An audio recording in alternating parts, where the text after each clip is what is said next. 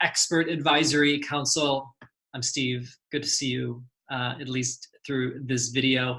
Hey, we thought instead of trying to present everything we wanted to present during our webinar that we're going to have this next week, it would be good to just for me to take about 10 minutes to explain a little bit of some of our concepts and give you a chance to view this and then reflect upon them. And then we can just jump into great dialogue when we actually talk. So thanks for taking a few minutes to actually do that, and we're really looking forward to having that conversation with you. What I'm going to do now is I'm going to share the screen because I actually have this in Keynote form, which I'm hoping you will find helpful. We're going to go like that. There you are. MIYA Expert Advisory Council, yay. There's three things that we want to do. We want to just share our innovative process, and we'll talk about that in a second. We're going to entertain, when we meet next week, entertain clarifying questions and get some feedback from you and just have a good dialogue. And then we just want to begin to receive input from you on how this concept might serve our ministry needs, create opportunities, and be practically useful for young adults, for emerging adults. And so we're really hoping that you can just share your thoughts and your reactions to some of the concepts that we've been working with. Now, we've been feeding you some of the concepts through different updates that we've been giving you. We don't assume that you're necessarily up to speed on all those things, and so I want to take a minute and actually talk about that. Now, we talk about this idea about our innovation process, and maybe the one thing I want to say about this is I want you to probably pay least attention to the word innovation. And for the reason of that is I don't want you to think that what we're trying to do is simply come up with something hip and trendy, or that innovation is sort of a buzzword right now, or anything like that.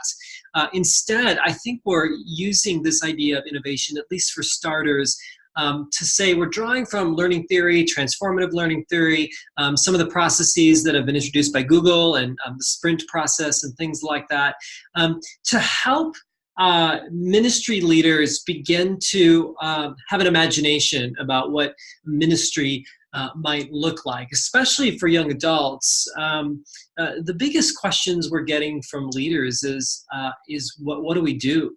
Where do we begin? How do we think about these things? And unfortunately, as I'm sure some of you all have experienced, sometimes it's very easy for leaders to default back to what they already know. And sometimes what happens is that they default back to youth ministry models, right? And so it's sort of like youth ministry 2.0 for young adults. And we believe that that's creating a problem because we're starting in the wrong place. Instead of starting with people and thinking about how we're rallying our resources to support and advocate for young adults, we're creating programs and we're trying to entice young adults to actually attend them, which probably isn't the way to go. And so this idea of an innovation process is to evoke the imagination, to try creative ways to get our leaders to think differently about what they're trying to do and what they are looking to accomplish. And so what we do is we're taking our leaders through really 5 major steps. This idea of empathizing, and then narrating, expanding, narrowing,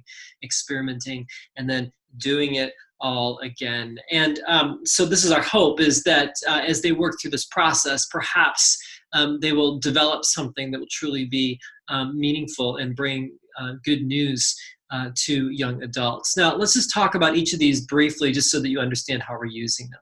With this idea of empathizing, this really does start with a foundational commitment, like I said, to start with people rather than programs. And our goal here was to get leaders, I know this is really like earth-shattering, to listen to their young adults.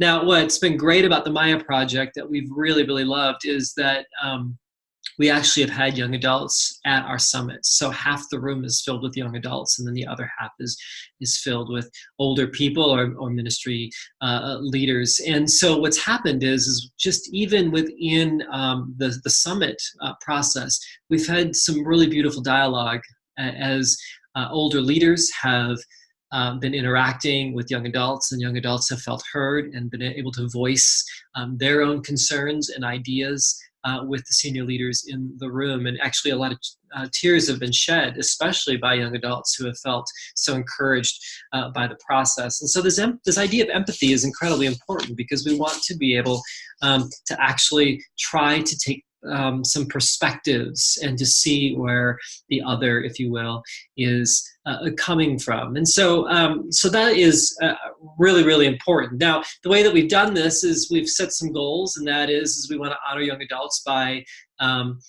reflecting on the listening work that they did, and that listening work was listening to other young adults and really sort of stepping back and thinking about, well, what are they saying? What does this mean? How do we understand where they're coming from?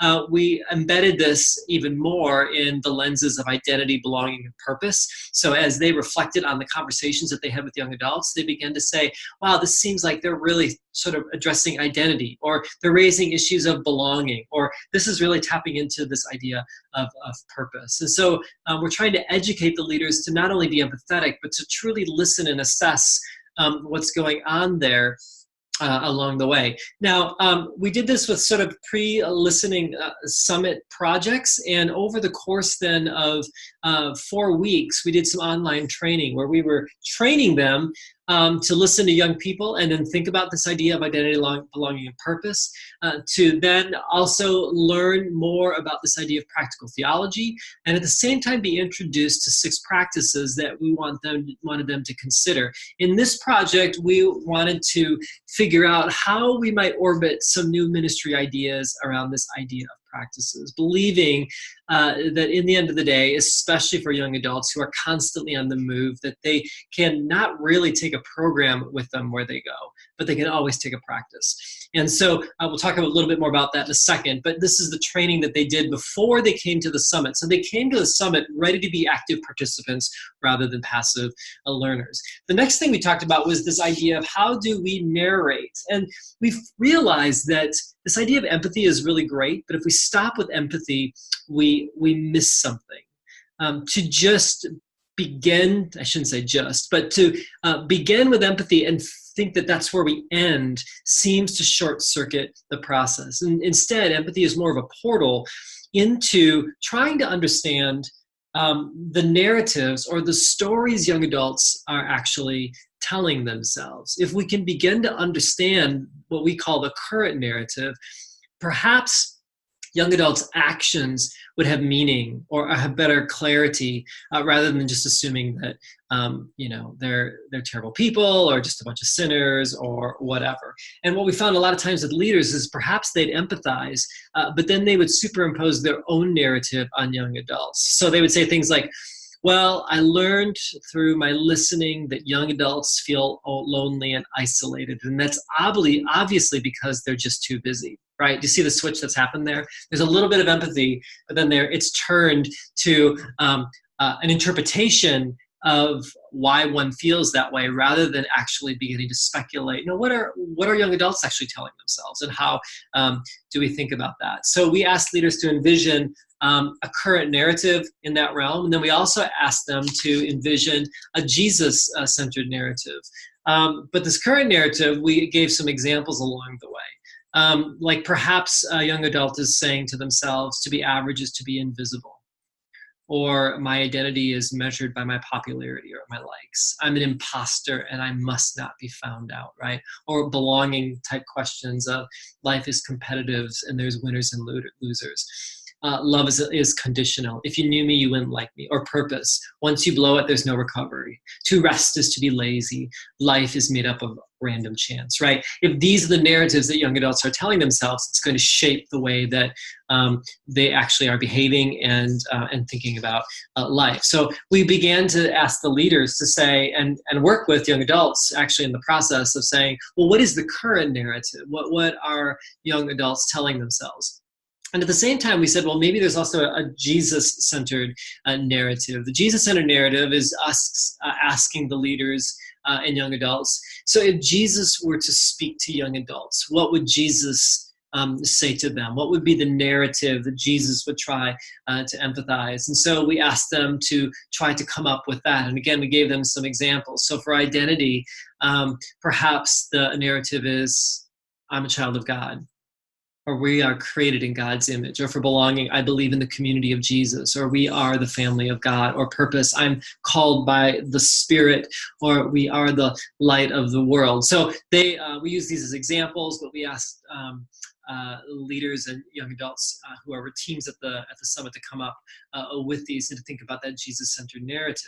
And then what we tried to do is think about these in light of the practices, the 6 that we chose that I think we've talked to you about before. So this idea of narrating then allows us to begin to say, okay, there's a current narrative and there's a Jesus-centered narrative, and how do we help young adults and support them to live in the direction of the Jesus-centered narrative rather than in the direction of the current narrative that they are holding. And so the ways that we did that is we said, well, let's think about this in light of practices. What is a practice that a young person could do that actually could lend them toward a better narrative, which then led us to say, okay, once you've picked this practice, how do we begin to reimagine it? How can we expand and maybe think about it in new and modern or contextualized or creative ways that would actually be something that young adults might try or find helpful along the way? And so this idea of expansion really is giving leaders and young adults an opportunity to think of crazy ideas, to think of ideas that normally maybe in their church setting they'd say, oh, we could never do that, right?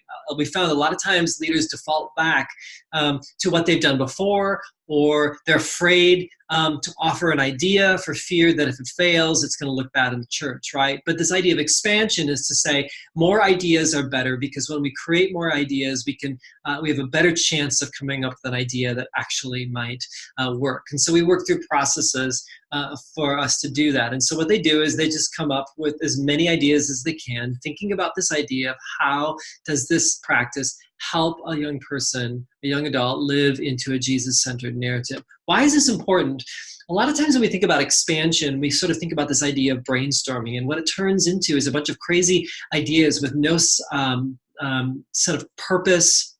We don't really know where it's going other than we're evaluating it on whether it's cool or not. But what we found leaders do is to kind of say, yeah, how does this practice actually contribute to helping young adults live into a better narrative? And so there's something grounding and satisfying about the way that we went at that. Well, the next step then is we tried to get them to narrow from all their ideas that they came up with, to narrow to pick one that they thought they might want to try.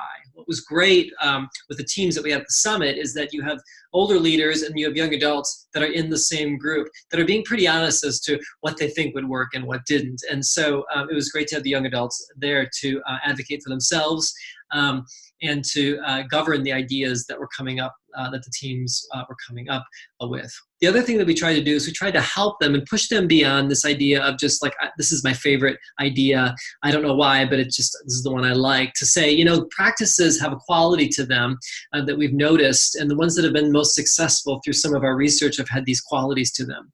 They've been participatory in the sense that young adults were actually doing something rather than having something be done to them.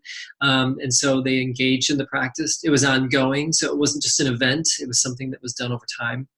It was personal in that it was something that a young adult could do on their own, but it was also communal, where it was something that young adults could do together.